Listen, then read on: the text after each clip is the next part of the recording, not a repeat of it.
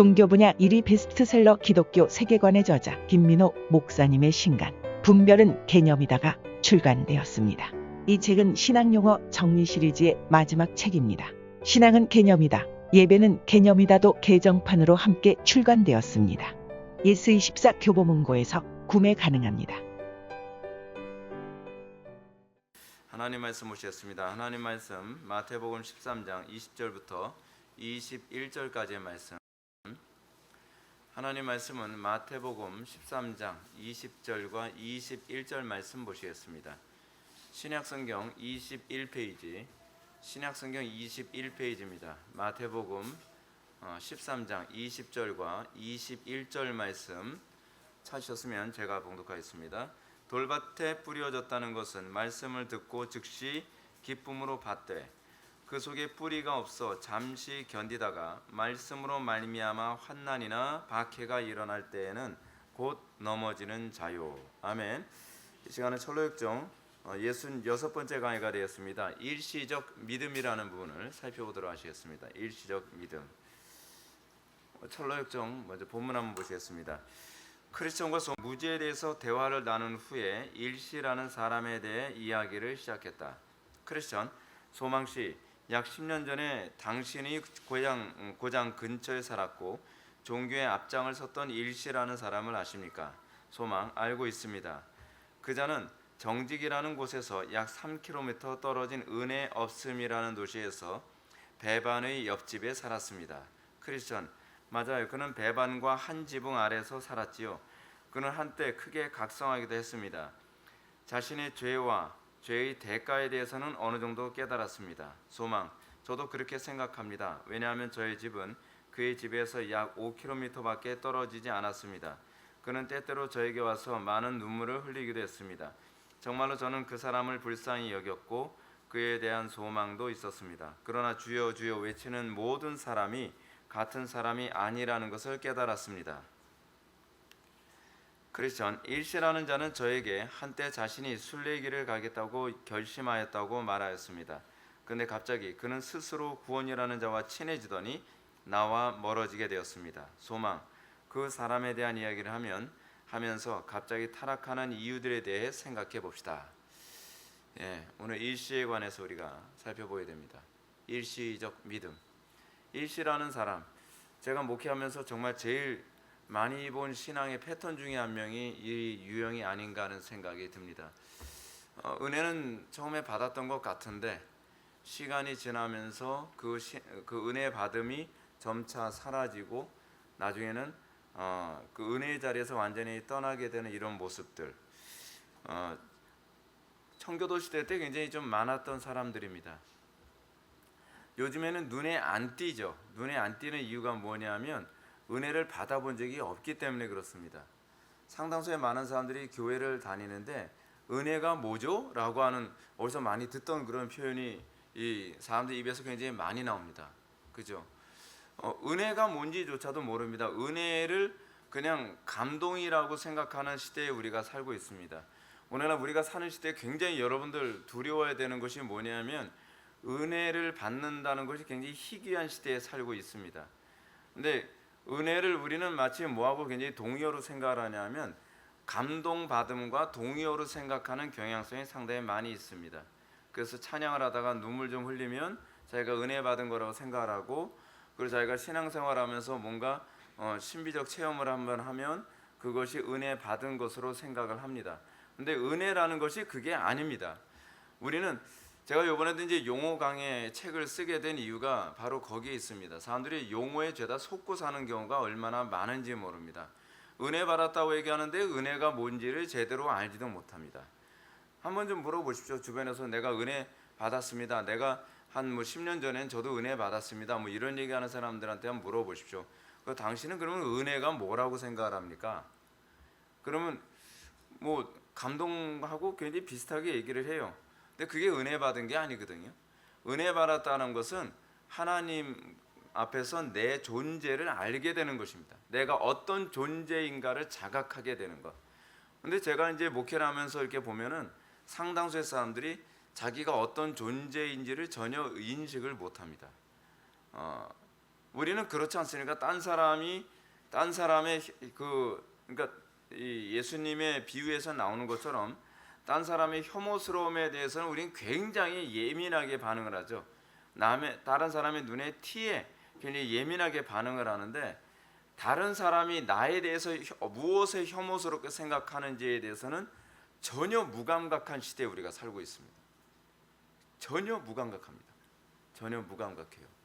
우리는 그런 경우를 굉장히 많이 보게 되지 않습니까? 우리 주변에 요즘 세상 살아가면서 참 힘든 시대에 우리가 살고 있습니다. 사람들이요, 정말 상식 이하로 행동하면서 경악하게 만드는 부분을 우리는 굉장히 많이 보게 되거든요. 근데 경악하게 만드는 부분이 굉장히 많은데, 그게 경악스러운지를 자기가 몰라요. 자기가 왜 모르냐면 자기는 그 경악스러움이 익숙하기 때문에 그렇습니다. 익숙하기 때문에. 이제 이게 무엇과 이제 더 많이 이제 관련을 맺고 있냐면 가정 생활과 직결되어 있습니다. 가정 생활에서 태어날 때서부터 그런 삶에 익숙해져 있으면, 예를 들어서 요즘 지금 네덜란드의 상황이 얼마나 심각한지에 관해서 얘기를 하는데, 문제는 뭐냐면 그 심각성을 그 네덜란드 안에서는 심각하게 느끼지 않는다는 거죠. 왜냐하면 익숙하니까. 지금 네덜란드 안에서는 동성 부부가 굉장히 많다 그럽니다. 동성 부부 굉장히 많고, 그리고 어떤 집 같은 경우에는 그런다는 거예요. 애가 5인데 아빠가 다 다른 집. 이런 집도 비일비재하게 일어나고 있는 거예요. 근데 문제는 뭐냐면 그 익숙한 겁니다. 우리는 경악스럽죠. 제가 요즘에 설교하면서 뭘 느끼는지 아십니까? 이건 경악스럽다라고 생각을 해도 사람들에게 있어서 반응이 무덤덤하게 반응하는 경우가 요즘 교회 안에서도 많이 나오고 있다는 것입니다. 자녀 교육을 하면서도 여러분들 그런 거, 이제 어떤 엄마가 자기 자녀를 교육을 한다고 하는데 나름대로 잘 교육한다고 생각을 하는 것 같아요. 근데 문제가 뭐냐면 애가 운다고 창고 같은 데다가 가둬놓고 문을 딱 닫아놓고 애가 울든 말든 신경도 안 써요. 그래서 신방은 우리 교회 성도들하고 웃으면서 얘기를 하는데, 괜찮겠어요? 괜찮아요. 얘는 이러다가 이러면 또 잠들어요. 그냥 잠드는 게 아니에요. 걔가 트라우마 때문에 어떤 악마가 될지 모르는 거예요. 근데 상당수의 부모들이 자기가 그렇게 삶을 살아왔기 때문에, 자기가 어렸을 때서부터 그런 삶이 아무렇지도 않게 익숙하게 살아왔기 때문에 그것이 아무렇지도 않게 생활하는 경우가 굉장히 많다는 거예요. 우리는 간혹가다 안 믿는 사람들 뿐만 아니라 믿는 사람들 사이에서도 이제 그런 일이 굉장히 많은데, 자기 자녀들을 야단을 치는데 야단을 정말 경악스럽게 야단을 치는 부모가 있어요. 그래서 제3자가 봤을 때는 굉장히 경악스러운데 본인은 별로 경악스럽지 않아요. 무덤덤한 거예요. 여러분들, 우리가 은혜가 뭐냐면 내가 당연한 것처럼 생각했는데 어느 날 성령의 조명을 딱 받고 나서 보니까 이게 당연하지 않고 이게 경악스럽다라는 걸 알게 되는 거, 이게 사실은 은혜입니다. 은혜예요. 오늘날 여러분 또 한번 봅시다. 상당수의 이제 교회 안에서 흔히 일어나는 일인데, 사람들이 어떻습니까? 예배를 빠지거나 또는 저는 오해하지 마시죠. 수요 예배나 금요 기도회 같은 경우에 늦는 거에 관해서 제가 말씀드리는 건 아닙니다. 그건 여러분들이 직장 생활하다가 오기 때문에 타이밍을 맞추기가 어렵다는 걸 제가 알아요. 그런데 문제는 뭐냐면 주일날 늦는 것을 너무나 당연시 여겨요. 그런 사람도 굉장히 많이 있어요. 예배 시간에 한 중간에 오는 사람이 있어요. 근데 그런 사람들은 항상 중간에 와요. 설교 중간에. 근데 그 사람은 너무나 떳떳하게 예배에 참석을 하죠.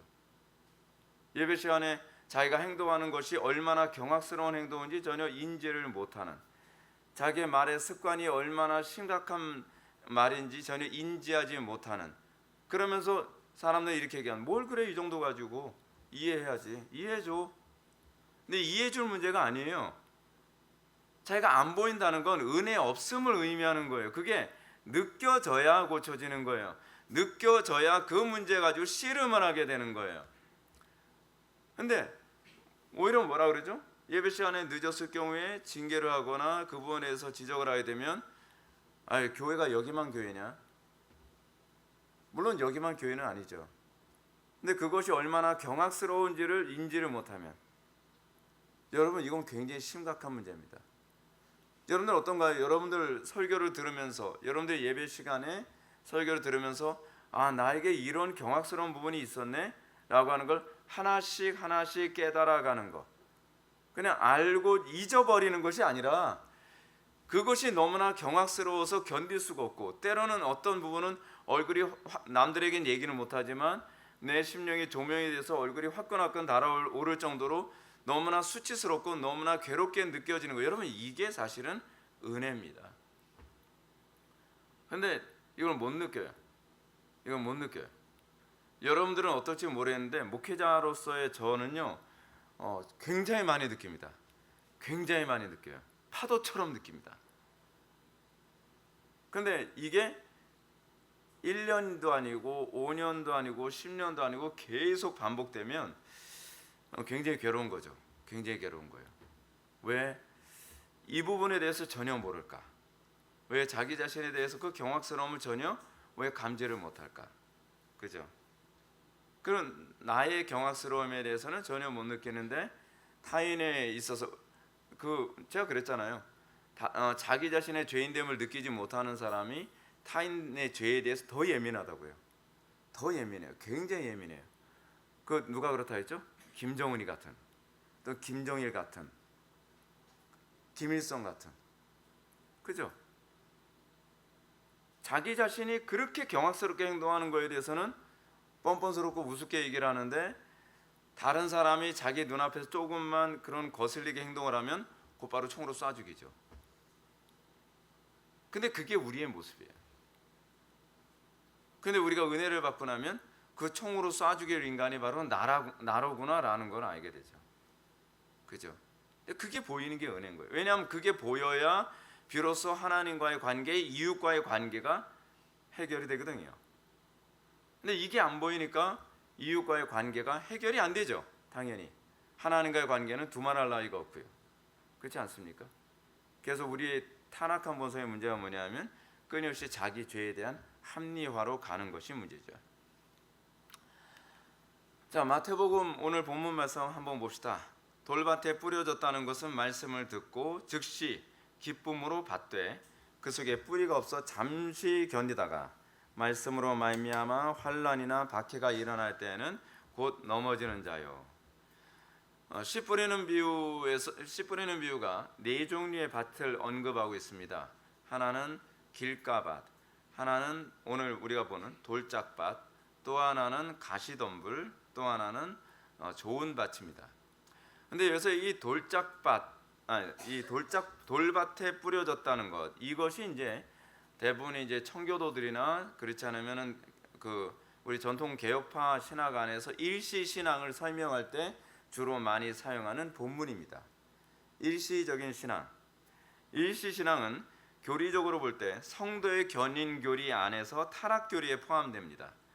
그래서 존 머레이의 속죄론을 보게 되면 속죄론에서 그 성도의 견인 교리 안에 일시 신앙이라고 하는 파트가 부분적으로 나와요.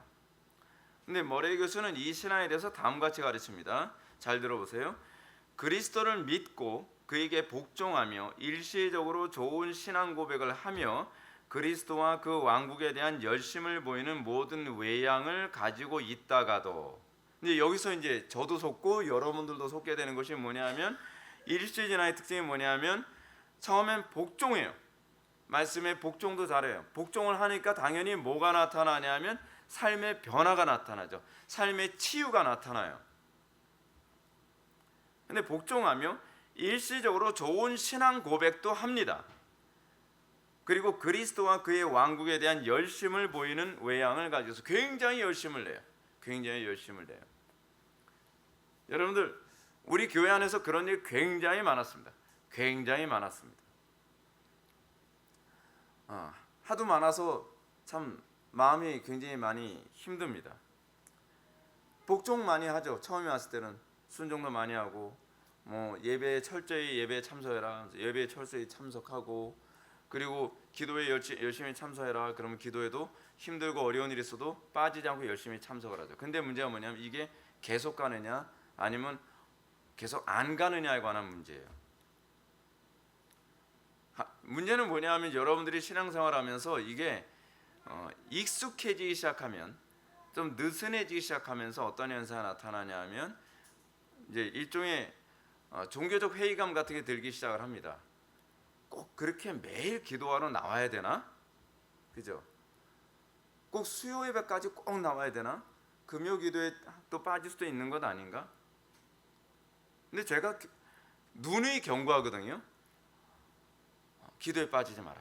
매일 기도하는 거 빠지지 마라.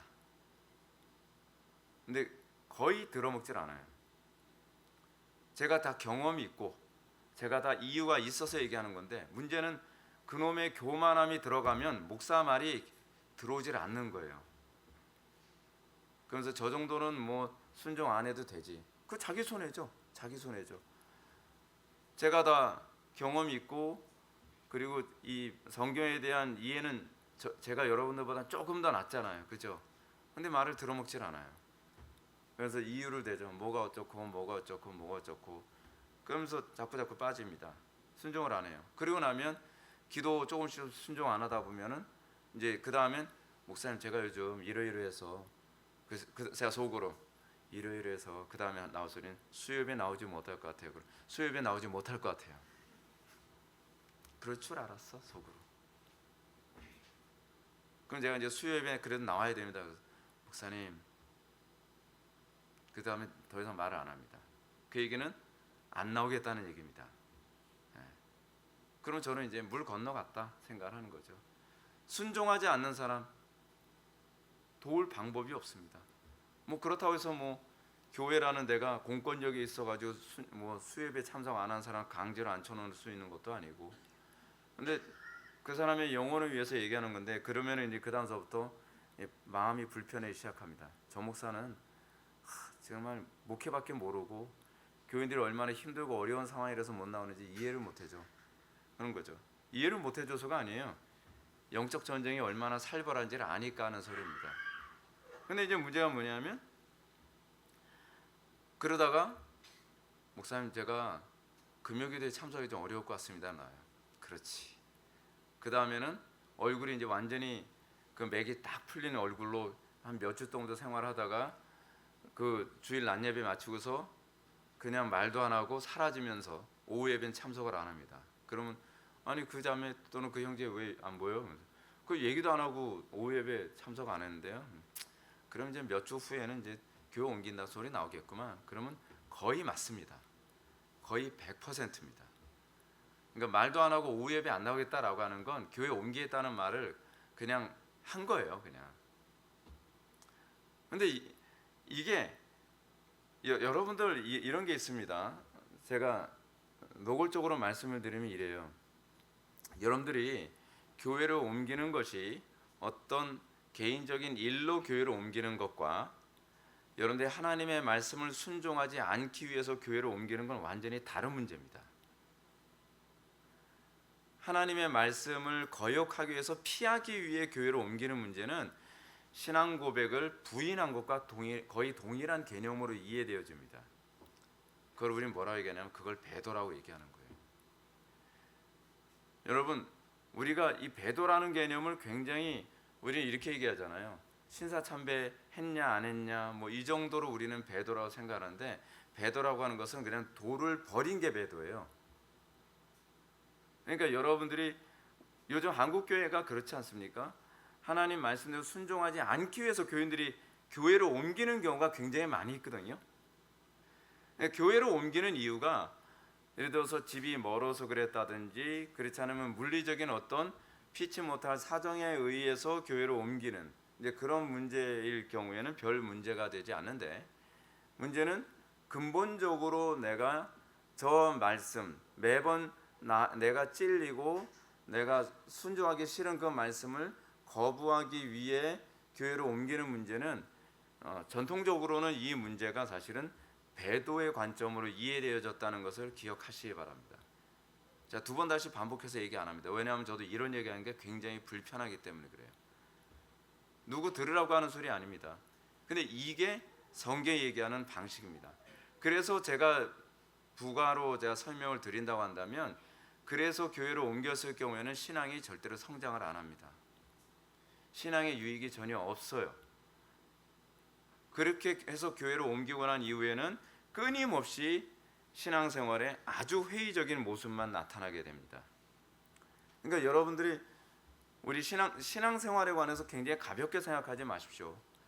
성경은 이 세대를 본받지 말라고 얘기하고 있습니다. 우리가 다른 교인들 다 그렇게 얘기하니까 뭐 요즘 풍조가 그러니까 그렇게 해도 되겠지. 이 세대 풍조는요, 배도의 풍조입니다. 배도가 일상화돼 버린 풍조 가운데 있습니다.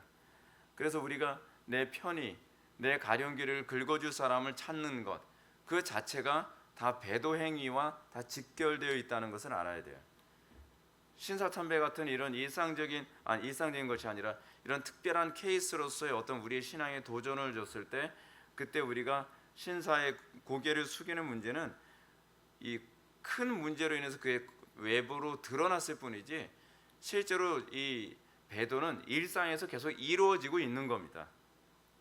그것이 표면으로 올라왔느냐 올라오지 않았느냐 뿐입니다. 하나님께서 키질을 하시는데, 여러분 키질을 안 했을 때는 알곡이었는데 키질을 하면서 쭉정이가 되는 건 없습니다. 쭉정이었기 때문에 키질을 하면서 그 쭉정이가 그 실체를 드러내는 것뿐이죠. 그러니까 우리의 삶 가운데에 매번 우리는 배도의 삶을 살고 있는지, 그렇지 않으면 바른 신앙 고백을 하며 살고 있는지, 이 문제에 대해서 심각하게 고민해 봐야 된다는 겁니다. 그래서 이제 이 부분과 관련해서 머레이 교수는 계속 얘기합니다. 비록 적대시하지는 않을지라도 그리스도와 그의 왕국에 관한 주장들에 대하여 모든 흥미를 잃어버리고 무관심하게 되는 일이 있을 수 있다. 그렇죠. 처음에는 신앙생활을 열심히 잘하고, 그리고 한번 비춤을 얻고, 사실은 이 부분을 마태복음 13장 이 부분을 히브리서 6장 4절 이하의 말씀하고 연결해서 보기도 합니다. 한 번 비춤을 얻고 하늘의 은사를 맛보고 성령에 참여한 바 되어지는 부분. 그래서 이런 사람들의 특징이 뭐냐면, 하나님의 말씀에 대한 그 뜨거운 열정과 헌신과 순종하던 것들, 이런 것들이 없어져요. 없어지면서 심한 사람은 적대시하죠. 적대시하는 이유가 뭔지 아십니까? 여러분들이 굉장히 조심해야 될 게 이겁니다. 적대시하는 이유는 뭐냐면 자기 신앙을 정당화하는 방식으로 나타나는 게 바로 적대시입니다. 굉장히 비양심적인 사람들은 이렇게 나타나요. 근데 좀 양심이 있는데 자기가 이 부분에 대해서 말씀을 따르고 싶지 않을 경우에는 그냥 풀이 죽어서 사는 거죠. 근데 그렇지 않은 사람, 양심이 굉장히 거친 사람의 경우에는 그 자기 자신이 선택한 것, 자기가 한 행동이 정당하다라고 끊임없이 입증해서 자기 양심을 편안하게 하기 위해 끊임없이 올바른 가르침과 교회에 대해서 적대시하는 태도로 나타나게 됩니다. 그 교회 안에 이 일시신앙은 그래서 두 종류, 두 부류로 나타나게 되는 겁니다. 실제로 여러분, 그래서 목회를요, 성경적으로 목회하는 건 굉장히 피곤합니다. 성경적으로 목회를 하게 되면 교회 안에 사실 교회 안에 다 일시 신앙이나 일시 신앙 비스무리한 사람들이 다 있거든요. 근데 그런 사람들이 그냥 덮여 있으면 목회하는 사람도 편합니다. 근데 성경적으로 목회를 하고 성경적으로 설교를 하게 되면 이 덮였던 사람들이 표면으로 다 드러나요. 다 드러나. 그러니까 이제 안 만들어도 되는 적들이 자꾸 생기는 거죠. 원수를 자꾸 만드는 거예요. 목회가 이제 피곤한 겁니다. 그래서 이제 이런 사람들의 특징이 모든 흥미를 다 잃어버립니다. 말씀에 대한 흥미가 있어서 뭐 그런 지체들도 있었거든요. 초창기에 우리 교회 왔을 때 막 은혜를 받은 것 같아서 바빙크도 읽고 뭐하고 뭐 스타디도 하고, 그리고 막 그거 가지고 다른 사람들한테도 막 가르쳐 주기도 하고. 근데 그게 다 없어져요. 그런 부분이. 그리고 그런 부분에서 굉장히 무관심해져요. 그리고 내가 언제 그렇게 열심히 있었나? 내가 언제 그런 거에 대해서 그렇게 열정적이었나라고 생각될 정도로 그냥 시간이 지나면서 무감각해집니다. 그것이 바로 돌밭에 떨어진 씨의 교훈이다라고 얘기하는 겁니다. 신앙이라고 하는 것은요, 왕년이 아닙니다. 항상 지금입니다. 지금 내가 하나님과 어떤 관계에 있는가, 그게 중요한 겁니다. 기도생활 등한시하면요, 신앙생활 등한시하는 부분에 관해서 제가 계속적으로 경고하는 이유가 뭐냐면, 여러분들이 신앙생활을 지속적으로 안 하는 부분이 일시신앙으로 갈 수 있기 때문에 그렇습니다. 많은 사람들이 자꾸 착각하는 것이, 우리 교회 처음 왔을 때, 대부분 우리 교회 처음 왔을 때 정착할 정도 되는 사람들의 특징이 뭐냐면, 굉장히 열심히 그 신앙생활을 하는 것이기 때문에 정착을 합니다. 처음 오게 되면 막 굉장히 놀랍고, 새로운 말씀에 막 가슴이 뜨거워지고 막 그래요. 다 그래요. 다 그래. 여러분 처음 왔을 때는 다 그랬어요. 다 그랬어요. 근데 문제는 계속 그러냐가 문제예요.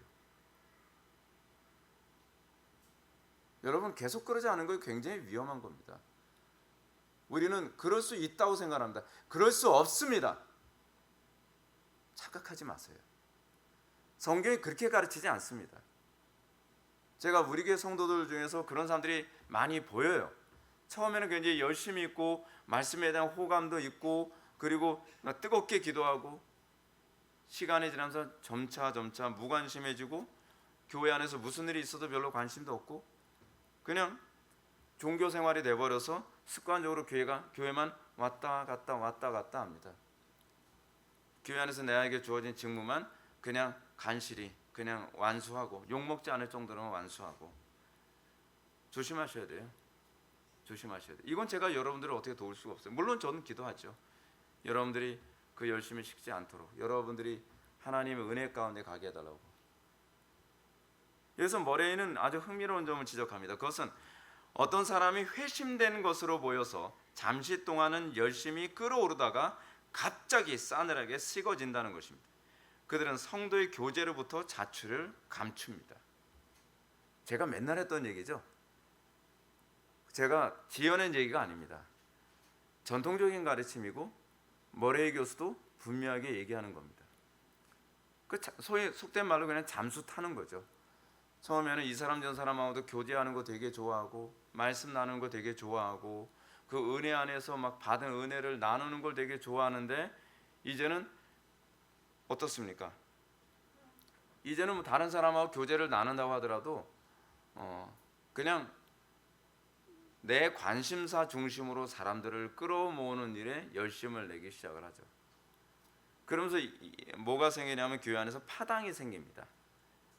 나 중심으로 내 관심사로 사람들이 모이는 것을, 그걸 즐거워하기 시작을 하는 거예요. 근데 그거는 성도의 교통이 아니에요. 성도의 교통은 말씀에 의한 교통이에요. 말씀에 의한 교통. 그냥 내 중심으로 일종의 세력 굳히기식으로 교회 안에서 이런 일이 굉장히 많이 생기거든요. 아주 지긋지긋하게 생깁니다. 이거는 교회 안에서 수도 없이 생기는 일입니다.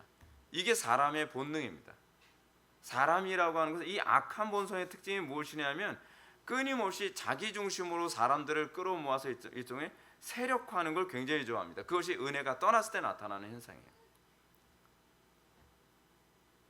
이들의 문제는 평상시엔 표면으로 나타나지 않습니다. 도리어 그들은 고난이 없을 때에는 말씀을 듣고 즉시 기쁨으로 받죠. 말씀을 듣고요.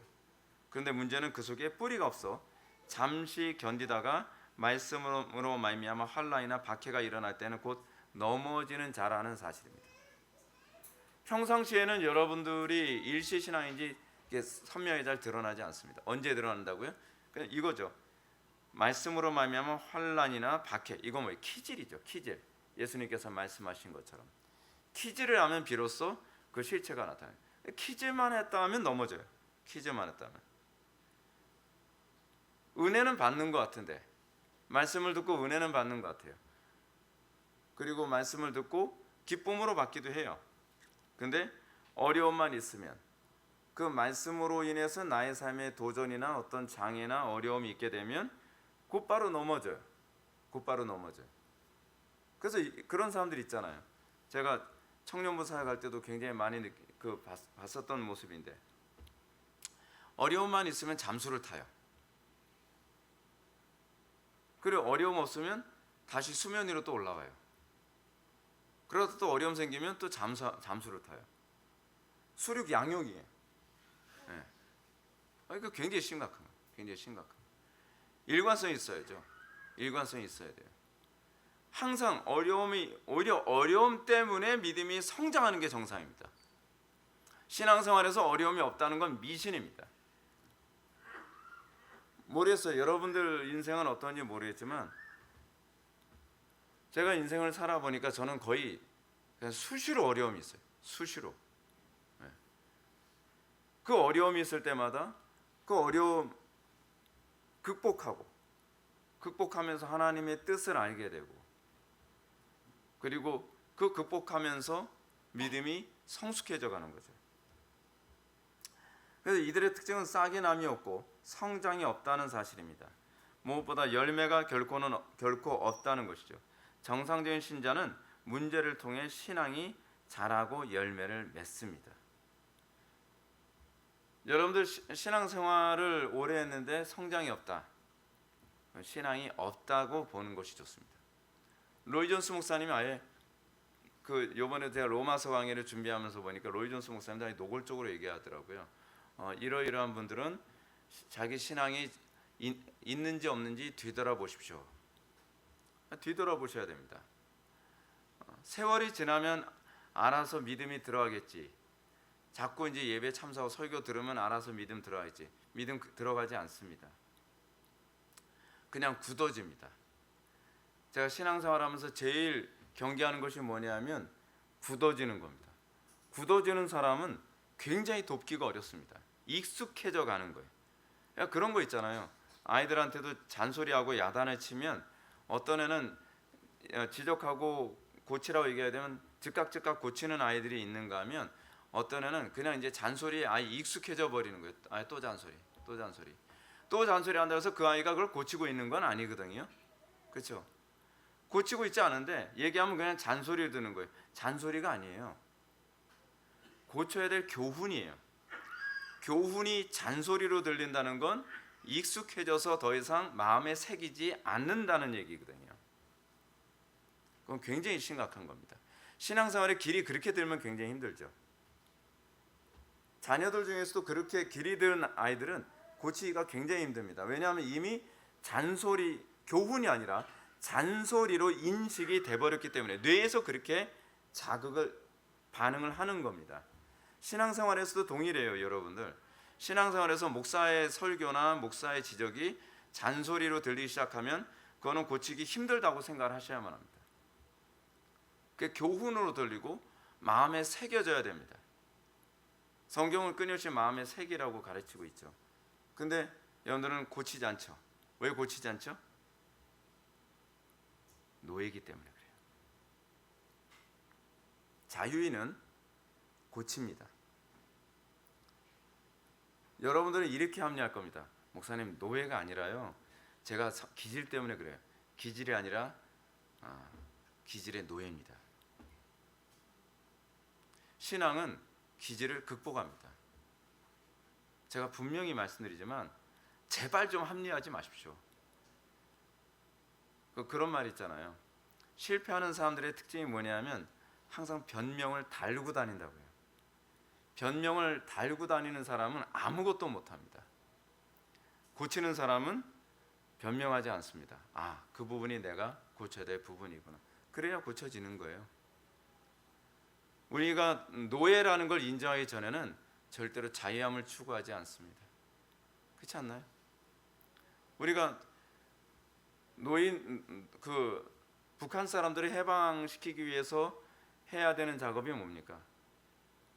무조건 정권을 무너뜨리는 것이 아니에요. 그 사람들이 노예라는 걸 알게 해주는 거예요. 문제는 이거죠. 남한에 있는 좌경화된 사람이나 북한에 있는 저 공산주의 체제에 살아가는 사람들이나 공통점이 있다면 자기네들이 노예라는 걸 인지를 못한다는 겁니다. 체제가 자유로운 체제라고 해서 그가 자유롭게 사는 건 아닙니다. 자유로운 체제가 있다 한다 할지라도 노예는 끊임없이 노예로 살아갑니다. 탈북자들이 남한에 오게 되면 굉장히 힘들어하는 게 뭔지 아시죠?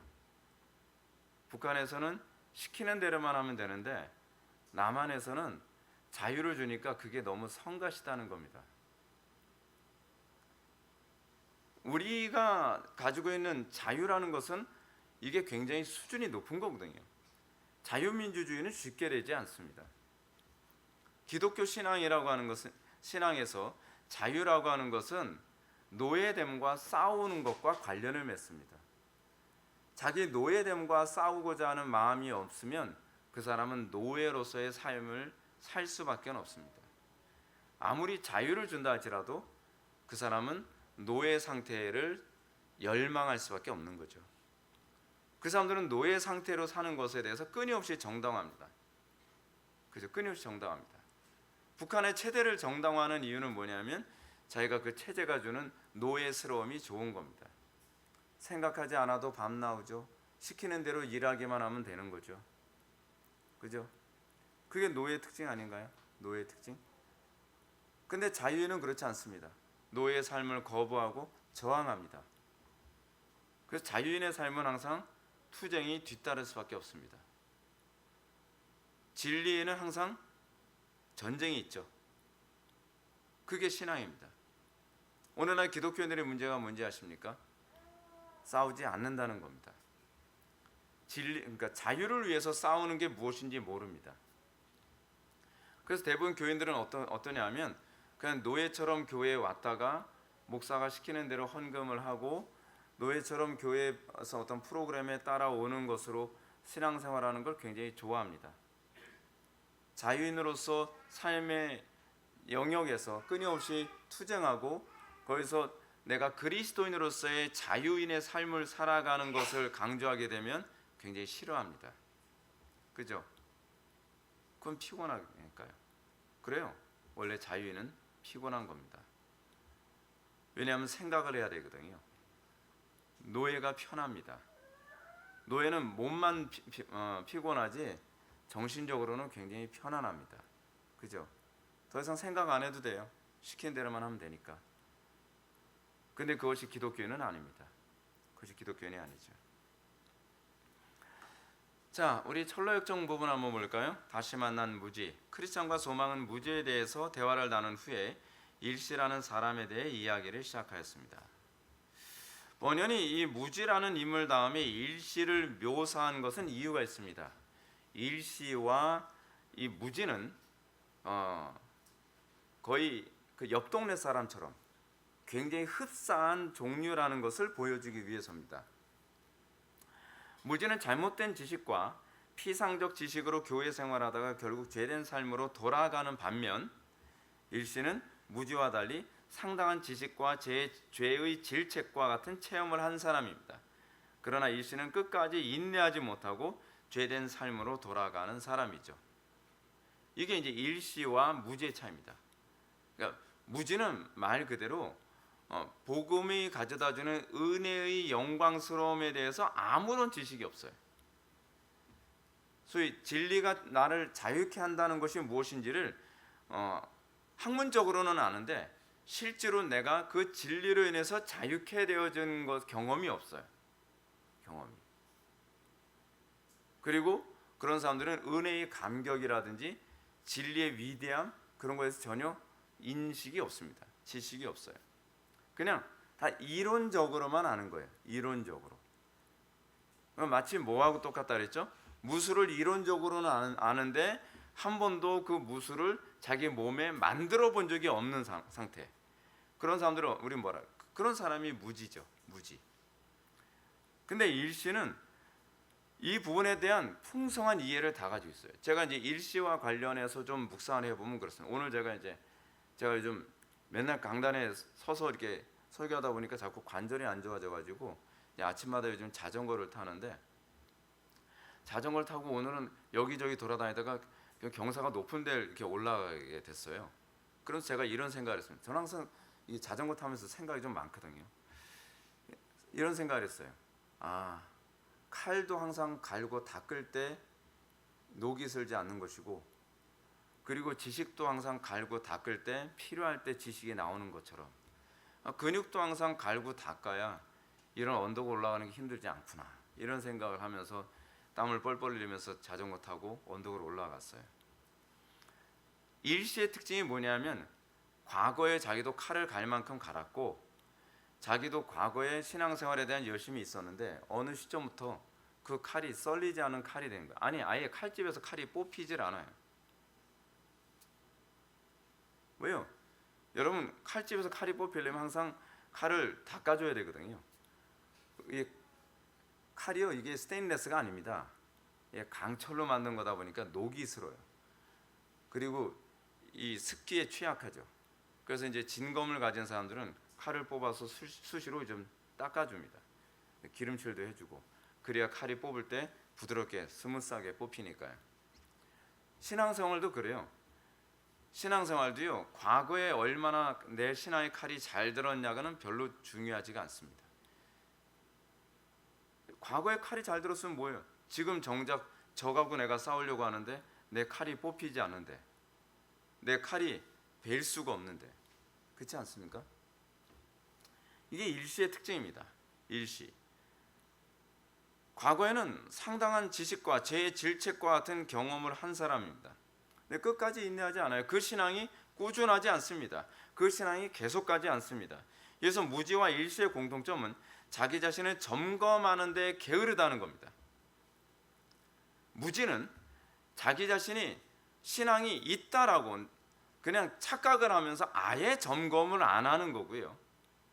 이 일시 같은 경우에는 과거에 내가 그렇게 신앙생활 열심히 했기 때문에 지금도 내가 신앙이 있을 것이다 라는 생각에서 더 이상 자기의 신앙을 점검하지 않는 것입니다. 제가 신앙생활뿐만 아니라 모든 면에 있어서 제가 점점 이게 최악이다라고 생각한 것이 뭐냐면 게으름입니다. 게으름은 아무리 여러분들에게 좋은 부분을 많이 가르쳐줘도 그 부분을 그 배운 지식을 여러분들의 유익을 위해서 절대로 사용하지 않는다는 게 문제입니다. 게으름은 너무 치명적이에요.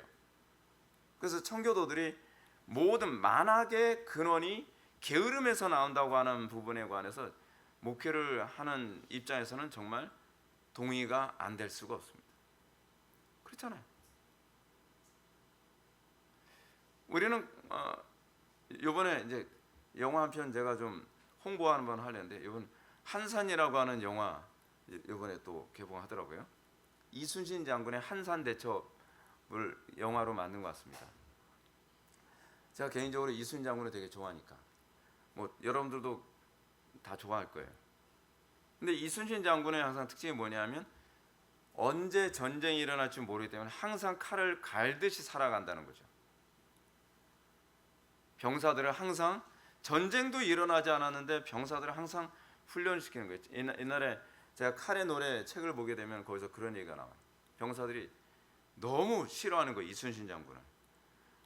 아니 어디서 지금 이렇게 훈련하냐고요. 지금 나라가 평안한데 맨날 사람들 못 살게 군다고. 병사들이 맨날 훈련시킨다고. 사람 들들들 볶는다고.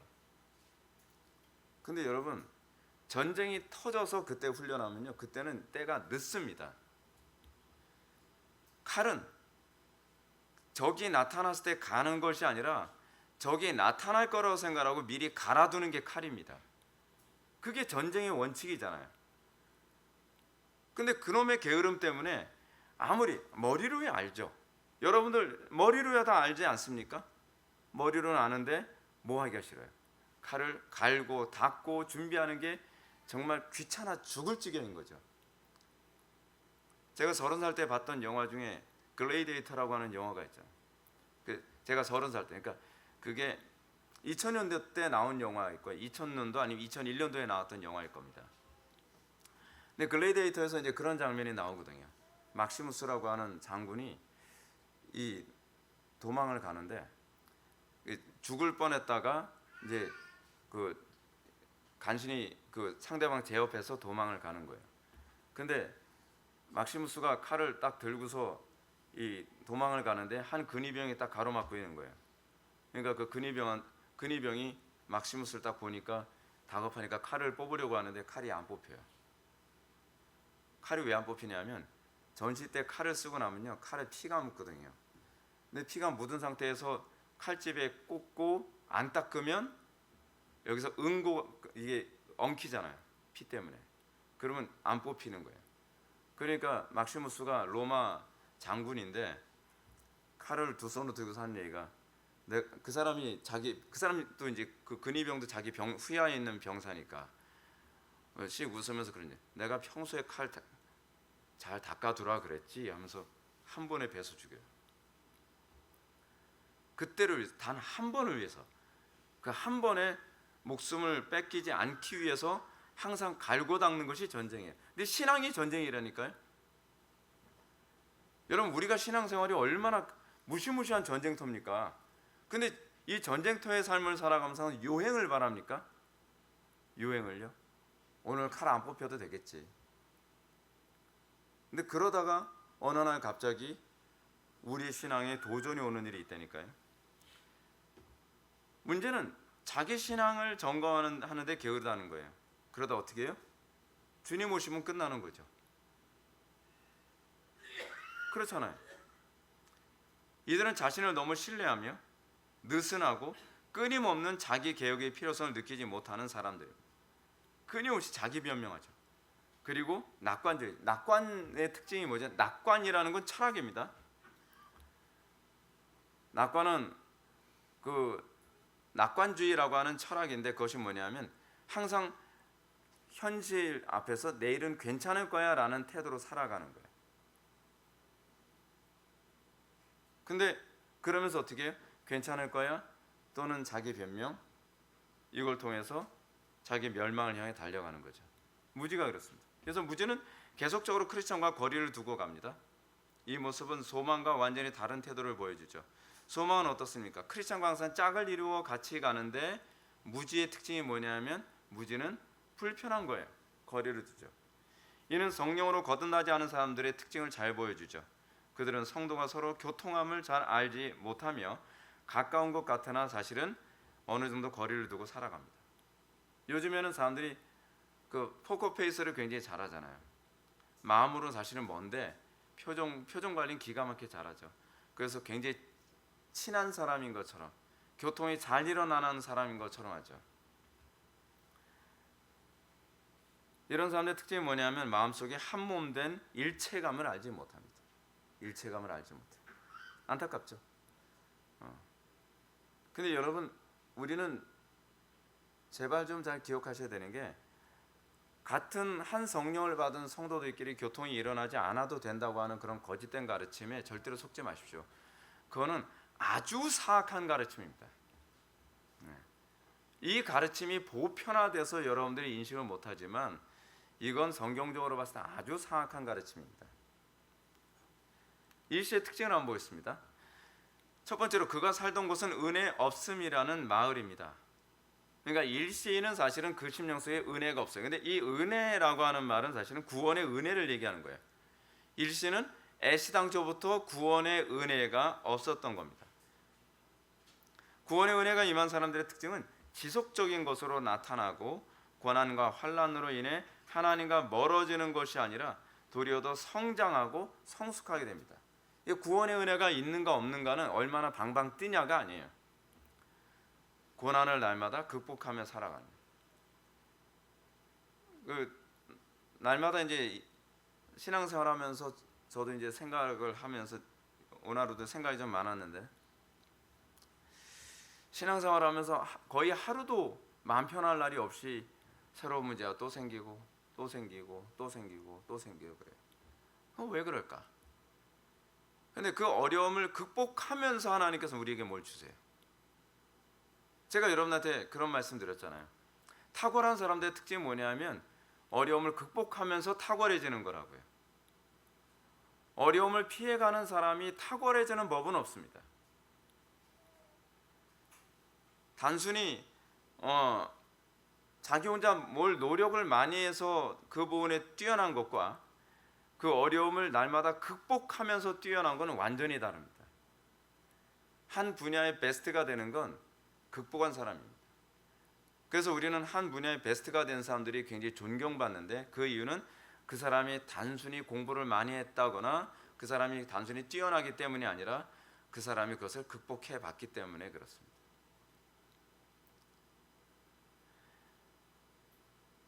신앙생활뿐만 아니라 일상의 삶 속에서 요리조리 편한 쪽으로 피해 다니지 마십시오. 사람들을 보면 사실은 저는 감을 잡습니다. 거의 그러니까 이 특별히 잘하는 게 없는 사람들의 특징이 뭐냐면 어려움을 한 번도 극복해 본 적이 없는 사람이라는 것에 거의 공통점을 발견해요. 어려움을 극복하려면 특별해야만 극복이 됩니다. 남들이 봤을 때 여러분 예를 들어서 그렇잖아요. 자녀 교육에 관해서도 그냥 여러 가지 책을 짜집게 가지고 책 한 권을 만들어서 사람들한테 자녀 교육에 관해서 얘기하는데 별로 이렇게 감흥이 없습니다. 사람들이 정작 필요로 하는 것이 뭐냐면 그 어려움을 저 사람은 어떻게 뛰어넘었느냐를 사실은 보고 싶어 하거든요. 안 믿는 사람들이 그리스도인에게 바라는 것이 그거예요. 그리스도인들 맞는 소리 잘하죠. 옳은 소리는 굉장히 잘하죠. 우리 개혁주의 쪽에 있는 사람들은 정말 맞는 소리는 끝내주게 잘하지 않습니까? 근데 맞는 소리는 많이 하는데 정작 행동은 맞는 행동을 안 한다는 게 문제예요. 그거를 넘어서기 위해서 그거를 애써본 흔적이 없어요. 그러면 탁월해지지가 않죠. 탁월함은 극복에서 나오는 겁니다. 극복에서. 이순신 장군, 제가 단편히 예를 한번 들어볼게요. 이순신 장군이 병법에 굉장히 능했다는 거 여러분 아시죠? 이순신 장군이 손자병법뿐만 아니라 웬만한 병법에 다 달통했다는 겁니다. 근데 이순신 장군이 전쟁을 하는 데서 굉장히 이 사람이 몸이 굉장히 안 좋았어요. 몸이 안 좋은 이유가 뭐냐면 어려움을 어떻게 뛰어넘을까를 고민을 많이 해서 그렇다고요. 그러니까 거의 신경쇠약증 정도예요. 장군이면 막 몸도 좋아서 항상 막 으쌰으쌰 막 그럴 것 같은데 오히려 이순신 장군, 제가 모르겠어요. 칼의 노래나 이순신 장군에 관한 전기를 제가 2권인가 읽었던 것 같은데 거기서 이제 보면은 이순신 장군이 항상 아파서 끙끙 앓아서 항상 누워 있었던 그런 부분이 기억에 많이 남아요. 근데 그 이유가 뭐냐면 생각이 너무 많은 거예요. 어떻게 이 상황을 승리로 이끌까? 이 불가능해 보이는 상황을 어떻게 가능하게 만들 수 있을까? 그래서 자기가 읽었던 모든 병법서를 머릿속에서 다 끄집어내서 계속적으로 생각하는 거죠. 그럼 어떻게 되겠습니까? 탁월해지는 거예요. 탁월해지는 거예요. 그냥 책을 많이 봤기 때문에 그 사람이 뛰어난 사람이 된 것이 아니라 그 사람이 그걸 극복하기 위해서 갖은 노력을 다하는 거예요. 더 쉬운 방법이 있죠. 항복하는 거. 더 쉬운 방법이 있죠. 적당히 타협하는 거. 근데 우리는 그런 사람들에게 아무것도 배우지 않습니다. 배울 게 없어요. 왜냐하면 그 사람은 뛰어넘어 본 적이 없기 때문에. 일시 같은 사람들의 특징이 뭡니다. 여러분 구원의 은혜라는 게 뭔지 아세요? 구원의 은혜는요 뛰어넘는 거예요. 구원의 은혜란 죄를 이기는 것의 시작이에요. 그게 구원의 은혜예요. 그래서 사실은 구원의 은혜 받은 사람과 아닌 사람이 사실 잘 드러나요. 제 눈에 잘 보여요. 사실은 구원의 은혜 받은 사람은 환경을 뛰어넘는 걸 압니다. 육신적인 어려움을 뛰어넘는 걸 알고요. 자기 기질적 한계를 믿음으로 뛰어넘는 법을 알고요. 그리고 거리적 어려움을 뛰어넘는 법을 알고요. 감정적 어려움을 믿음으로 뛰어넘는 법을 압니다. 근데 일시적 신앙들의 특징이 뭐냐면 사실은 이 사람은 뛰어넘어 본 적이 없어요. 내가 죄인이라는 것은 알았고요. 그리고 뭔가 많은 체험도 하고 하나님 말씀에 대해서 감격도 해보고 다 한 것 같은데 문제가 뭐냐면 죄를 이겨본 적이 없어요. 자기의 정과 육을 십자가에 못 박고 그리고 그 믿음으로 그거를 뛰어넘어 본 적이 없어요. 이런 사람들의 특징이 뭡니까? 어려움이 생기면 그 사람의 살던 방식이 나타나죠. 쉬운 쪽, 안전한 쪽, 편한 쪽, 뻔한 쪽을 선택하죠. 제가 여러분한테 목회하면서 계속 보여줬던 게 뭡니까? 전 쉬운 쪽 선택을 안 했죠. 쉬운 쪽을 몰라서 그런 것이 아닙니다.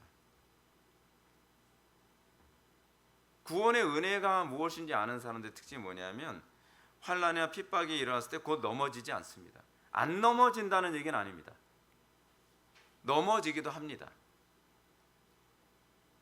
근데 라이프 스타일이 그렇게 나오진 않아요. 항상 이기는 법을 알아요. 넘어서는 법을 알아요. 믿음으로 사는 것이 무엇인지 알아요. 그래서 이런 사람들은 세상이 감당치 못하느니라. 히브리서 11장에서 얘기하는 그 믿음의 사람들의 특징이 뭐예요? 넘어선 사람들이죠. 그게 구원받은 믿음이 있는 사람들에게만 나타나는 특징이에요. 구원받은 믿음이 있는 것처럼 아무리 얘기해도 저는 사실 잘 안 보입니다. 그런 부분. 믿음이 없는데 있는 것처럼 하는 것 같아서 좀 가까워다 좀 가련하게 보일 때도 있어요. 일시가 살던 마을은 정직이라는 도시에서 약 3km 떨어진 곳이라고 얘기하죠. 이는 일시 신앙의 특징이 정직과는 거리가 멀다는 겁니다. 끊임없이 자기를 속여요. 남을 속이고. 일시 신앙은 자기 신앙 고백에서 결코 정직하지 않고요. 자꾸 자신을 위장한다는 말입니다. 일시의 이웃의 이름이 뭐예요? 배반이죠. 항상 돌아설 준비가 되어 있는 거예요. 이게 바로 은혜가 없다는 상태를 잘 보여주는 겁니다. 일시는 배반과 이웃 사촌 관계에 있는 신앙이죠. 세 번째로 일시는 자신의 죄와 죄의 삭이 무엇인지 깨닫기도 합니다. 일시는 죄의 질책 가운데 눈물을 흘리기도 합니다. 죄의 질책 가운데 내가 얼마나 큰 죄인인지 알죠. 근데 죄인인지 아는 것과 그 정과 욕을 십자가에 못 박는 건 별 문제입니다. 일시 신앙은 그걸 깨달아요. 눈물을 흘려요. 다른 사람에게 가르침과 조언을 구하기도 합니다. 심지어 그리스도를 따르는 사람들과 함께 신앙 고백하며 교통이 일어나기도 합니다. 근데 문제는 죄를 이겨본 흔적이 별로 없습니다. 단회적으로는 나타나는 것 같으나 지속적으로는 나타나지 않습니다. 죄를 이기는 것이 신앙의 본질이지 종교적 열심을 갖는 것이 신앙의 본질은 아닙니다. 일시의 결정적인 문제. 일시는 크리스찬과 함께 순례길을 떠나려다가 스스로 구원이라는 자를 친구로 삼고 은혜 없음이라는 마을을 떠나지 않습니다. 그는 그리스도 없이 쉽게 위로를 얻기 위해 스스로 구원이라는 자를 친구로 삼았다는 말입니다. 이런 삶을 살다가 갑자기 믿음을 포기하는 것입니다. 일시 신앙의 특징이 그것입니다. 스스로 구원을 굉장히 좋아합니다. 그래서 잔머리를 굉장히 잘 굴립니다. 자기의 경험을 굉장히 얘기하기 좋아합니다. 기도보다는 인간적인 수단과 방법 그런 부분을 통해서 스스로 자기 자신을 구원하는 법을 점점 발달해 갑니다. 처음에는 잘 안 보이는 것 같아요. 시간이 가면 점점 그게 발달해 갑니다. 그래서 점점 그것이 명확해져 가죠.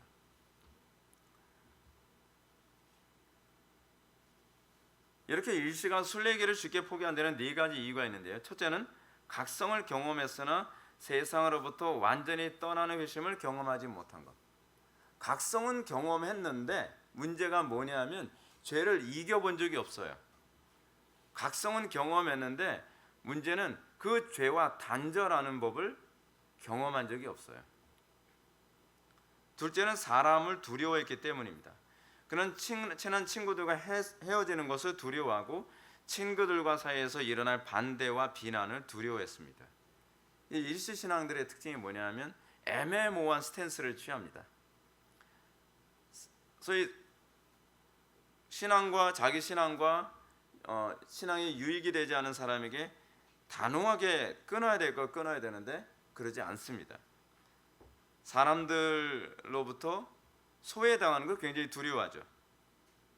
친구들과의 사이에서 반대가 일어날까 봐 자기가 가지고 있는 신앙적 스탠스를 주장하는 걸 굉장히 두려워하고 꺼려합니다. 그래서 자기가 가지고 있는 신앙을 선명하게 드러내질 않죠. 셋째는 육신적 수치심 때문입니다.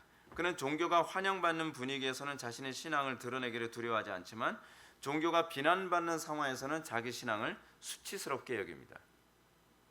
그러니까 여러분 이거는 이제 제가 요즘에 이제 창조과학 뭐과 관련된 책, 뭐 유신론적 진화론, 제가 이번에 오늘은 제가 유신론적 진화론과 관련된 책을 좀 읽었었는데 유신론적 진화론자들의 문제가 무엇인가가 잘 보이더라고요.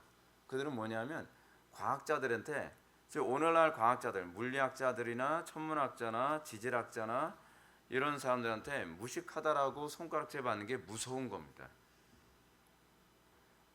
소위 그 사람들한테 유식하다고 보이고 싶어해요.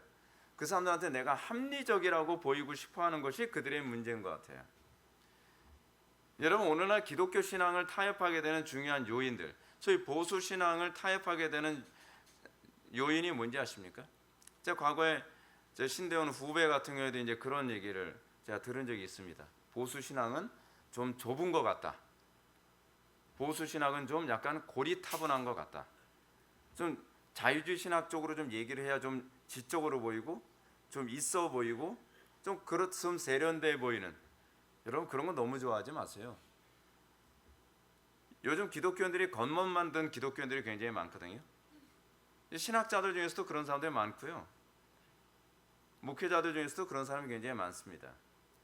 굉장히 지적으로 보이고 굉장히 뭐랄까 이 자유주의 신학 쪽에서도 좀 뭔가 존중받을 수 있는 그런 사람이 되고 싶어하는 그런 욕심이 굉장히 많은 것 같아요. 그래서 칼바르트에 자꾸 손을 대요. 발트 신학을 인정해주면 나는 좀 더 포용력이 있고 상식적인 목회자고 신학자인 것처럼. 근데 그러면서 타락하는 거라니까요. 프란시스 쉐이퍼가 그런 얘기했죠. 진리는 대결을 동반합니다.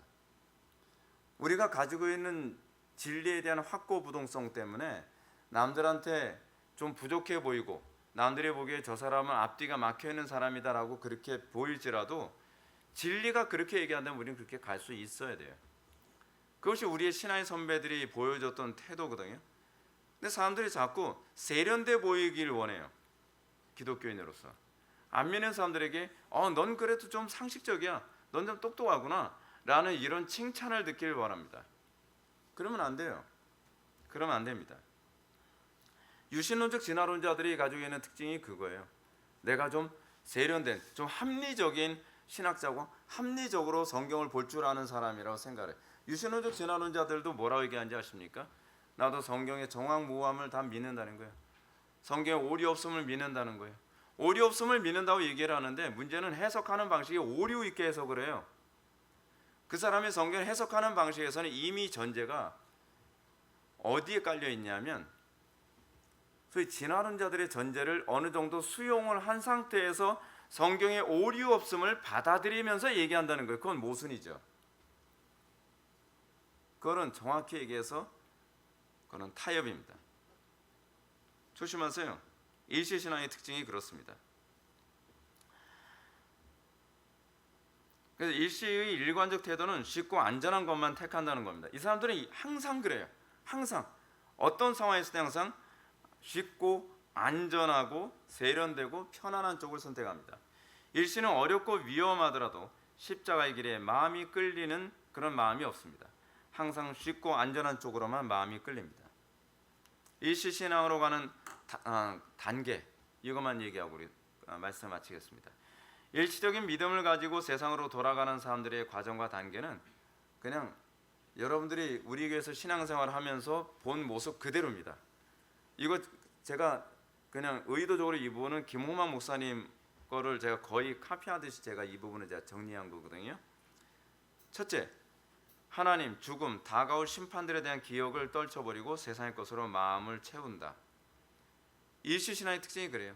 처음에는 막 은혜 받아서 뭐 하나님 말씀 굉장히 많이 떠올리고 막 그러는 것 같더니 점점 시간이 지나면서 하나님, 죽음, 다가올 심판들에 대한 기억이 점점 머릿속에서 빠져나가고 세상의 것으로 마음이 점점 채워져요.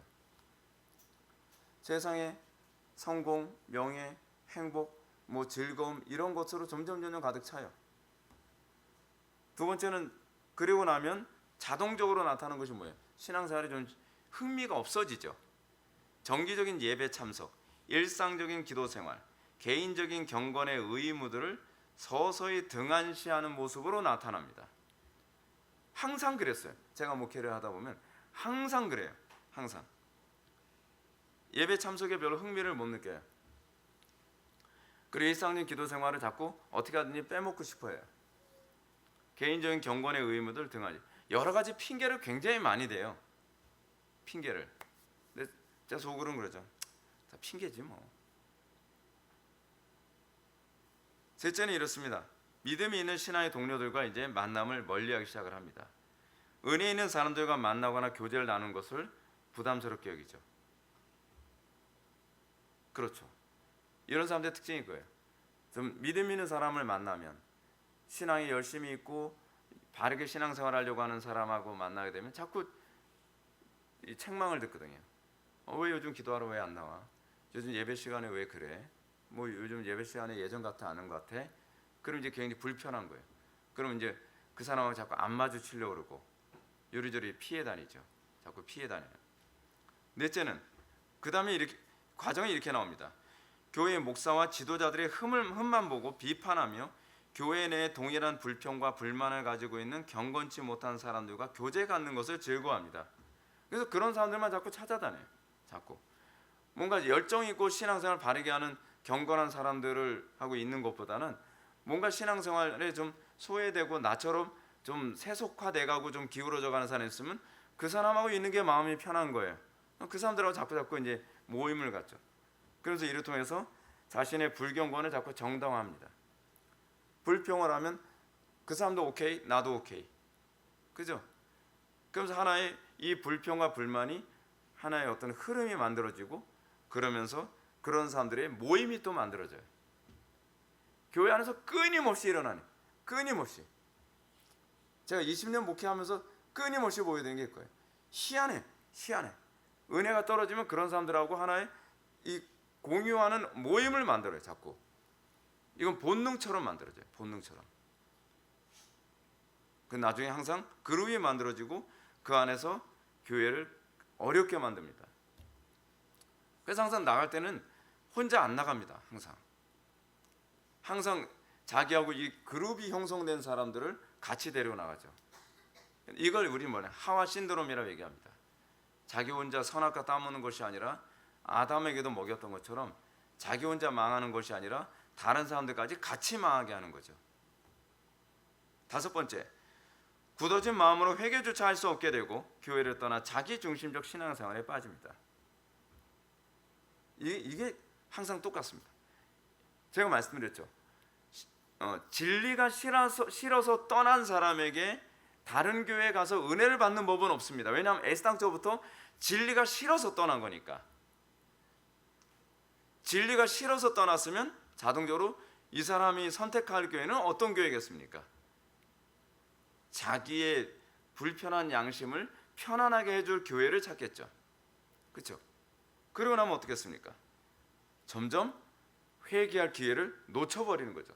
사실은 회개해야 살 길인데 회개하는 것이 아니라 오히려 자기의 불편한 양심을 편하게 하기 위한 교회를 찾아다니다 보니까 이제 완전 사형 선고로 접어들게 되는 겁니다. 돌아오기가 아주 어렵게 되는 거죠.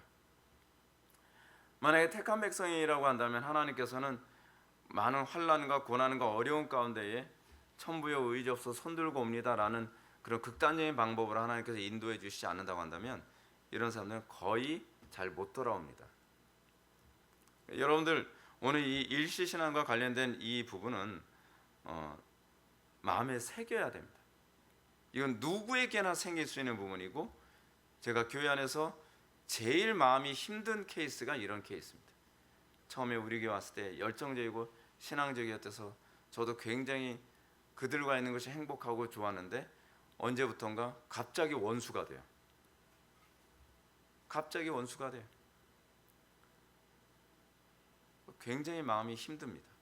근데 그게 사실은 하나님과의 관계 문제입니다. 여러분들이 항상 자기 자신을 점검하는 데 게으르지 마시고 경건 생활에 게으르지 마시고 내가 경건 생활에서 뭔가 무너지고 있는 것 같다 싶으면 그 부분을 다시 세우기 위해서 몸부림치는 그런 지혜로운 성도가 되기를 주님의 이름으로 축원합니다. 기도하시겠습니다. 사랑이 많으신 하나님, 우리가 오늘 시간 일시 신앙의 특징에 대해서 살펴보았습니다. 우리가 신앙생활을 함에 있어서 항상 깨어 긴장하고 항상 우리 자신을 철저하게 점검하게 하여 주시고, 그래서 우리가 주님 오시는 그날까지 우리의 심령이 식지 아니하며 우리가 주님을 맞이하기에 합당한 심령 상태로 준비되게 하여 주옵소서. 예수님의